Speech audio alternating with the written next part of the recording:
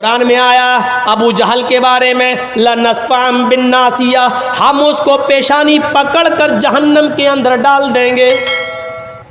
لنسفعن بالناصیہ، پیشانی یہ ماتھا تھوڑی پکڑا جاتا، پکڑ کے دکھاؤ، پکڑ گیا نہیں پکڑ پاؤ گے، کیسے گھسیٹو گے؟ تو پیشانی سے مطلب کیا ہے؟ یہ بال، ماتھے کے یہ بال، فرشتے ان بالوں کو پکڑ کر، جو سامنے کے آگے کے بڑے بڑے بال ہیں، ان کو پکڑ کر گھسیٹ کر ان کو جہنم میں ڈالیں گے۔ اس قرآن کی سائز سے پتہ چلا کہ یہ آگے کے بال زلف جس کو بولتے ہیں، یہ بڑے بڑے بال ابو جہل رکھا کرتا تھا، ابو جہل کی پہچان تھی۔ اور ابو جہل کے بارے میں اللہ تعالیٰ نے یہ فرمایا، نوجوانوں آگے کے بال بڑھا کر ابو جہل کی صفت اپنے اندر پیدا نہ کرو۔ شراب وہ مانگ رہی تھی کہ شراب پی لوں تاکہ میں نضر ابن حجاج کو بھول جاؤں، یا کوئی مجھے نضر ابن حجاج کے پاس پہنچا دے۔ پتہ چلا وہ شراب اس لیے مانگ رہی تھی تاکہ نظر کو بھول جاؤں، یا پھر نضر ابن حجاج کے پاس چلی جاؤں اور اس کے ساتھ اس کے جسم سے چپک جاؤں، زنا کر لوں۔ سچ کہا اللہ کے نبی نے، شراب ہر برائی کی جڑ ہے، ہر برائی کی جڑ۔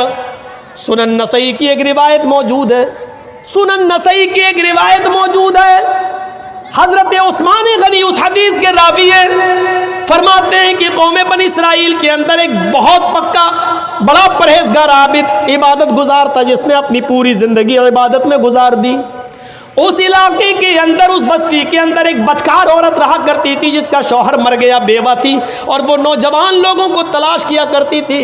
اس کی نظر اس عابد پر پڑ گئی، اس عبادت گزار پر پڑ گئی۔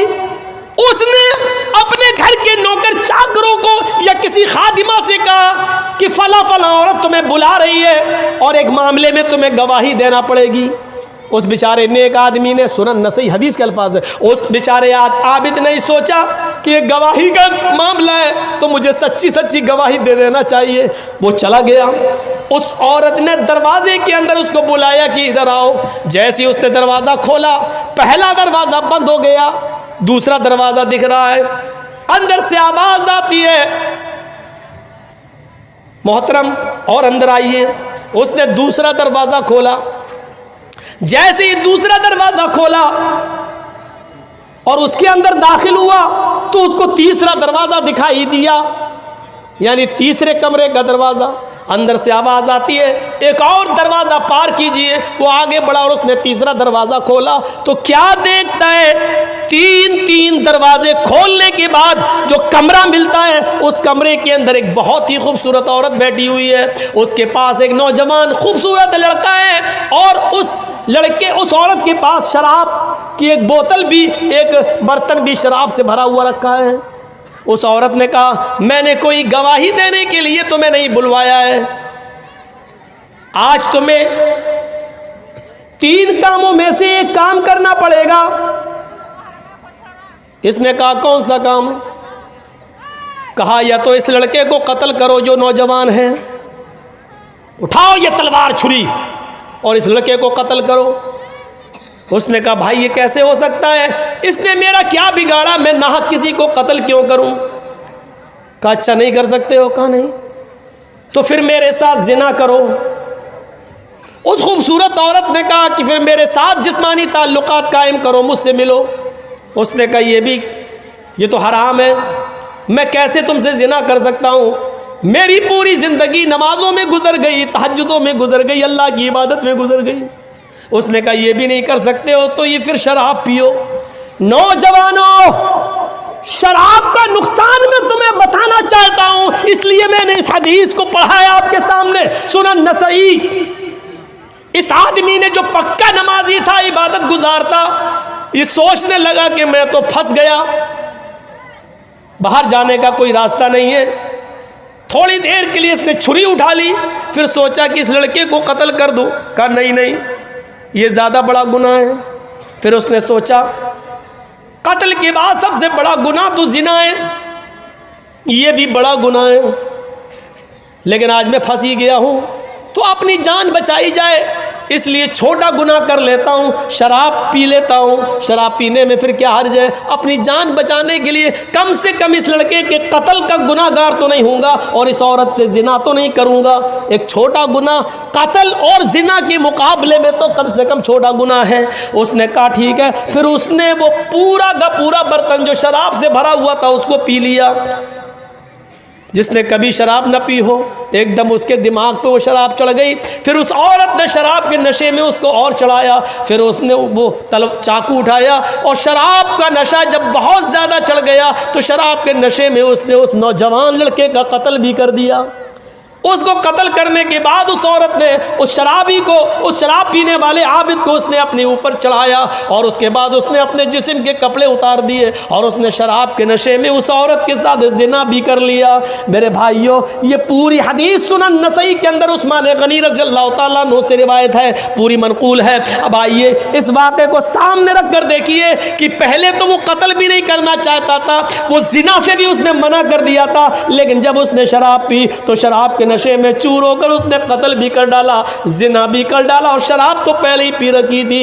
یعنی ابھی تو ایک گناہ نہیں کرنا چاہتا تھا، شراب پی کر اس نے تینوں گناہ کر ڈالے ہیں۔ سچ کہا اللہ کے رسول نے، شراب مت پینا، فَإِنَّهُ رَأْسُ كُلِّ فَاحِشَةٍ، یہ شراب ہر برائی کی جڑ ہے۔ شراب پینے والا پھر زنا بھی کرتا ہے، شراب پینے والا قتل و قتال بھی کرتا ہے، اور شراب کے نشے میں جو لوگ دھت ہیں اور نالیوں میں پڑے رہتے دیکھیے، وہ اپنے گھروں میں آ کے اپنی ماں کو گالی دیتے ہیں اور اپنی بہن کو بھی گندی گندی گالی دیتے ہیں۔ میرے بھائیوں، وہ اپنی بیٹیوں کو بھی گالی دیتے ہیں، کیونکہ شراب انسان کو اس مقام پر پہنچا دیتی ہے۔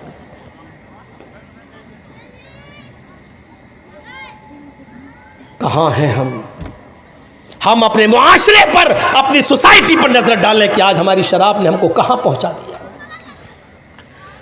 ایک حدیث پر غور کیجئے، اللہ کے نبی فرماتے ہیں بنی اسرائیل میں 72 فرقے ہوئے تھے، میری امت میں 73 فرقے ہوں گے۔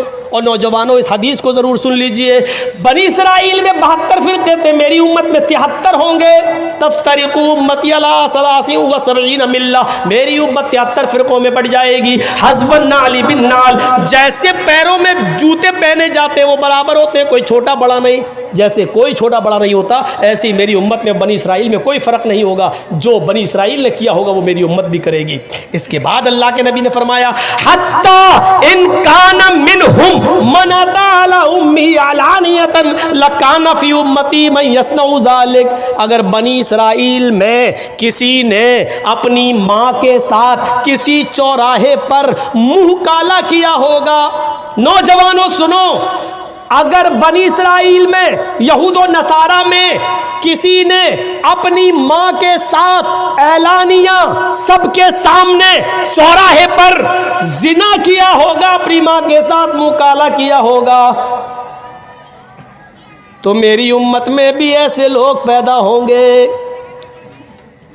حتی ان کان منہم من اتی علی امہ لکان علانیۃ لکان فی امتی من یصنع ذلک، تو میری امت میں بھی ایسا زمانہ آ جائے گا قیامت سے پہلے کہ تم دیکھو گے کہ میری امت کے لوگ بھی، یعنی مسلمان بھی، اپنی ماں کے ساتھ علانیہ زنا کریں گے، چوراہے پر زنا کریں گے، اپنی ماں کے ساتھ منہ کالا کریں گے، اور جب تک ایسا نہیں کریں گے قیامت نہیں آئے گی۔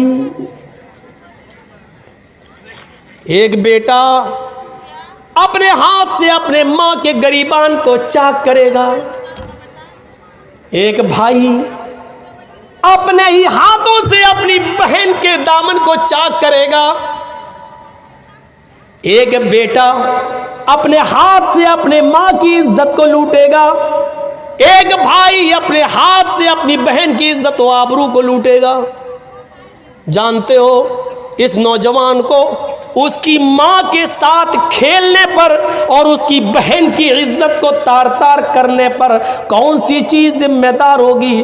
اس کی ذمہ دار ہوگی یہ شراب، جس کو ہم اور آپ دل دادا بنے ہوئے ہیں اور جس کو پی رہے ہیں، کیونکہ شراب بھی ایک ایسی چیز ہے جو عقل پر پردے ڈال دیتی ہے، عقل کو چھپا دیتی ہے، اور جب عقل چھپ جاتی ہے تو ہمیں نظر نہیں آتا کہ یہ میری ماں ہے، یہ میری بہن ہے۔ یہ شراب کے نشے میں دھت ہو کر ایک لڑکا لڑکا اپنی ماں کے ساتھ کھیلے گا، ایک بھائی اپنی بہن کے ساتھ کھیلے گا، اور یہ یہاں تک پہنچانے والا اور اس دروازے تک پہنچانے والی اگر کوئی چیز ہوگی تو وہ ہوگی شراب۔ معاشرے میں جہاں شراب نوشی بہت زیادہ ہے، میری ماں اور میری بہنوں، معاشرے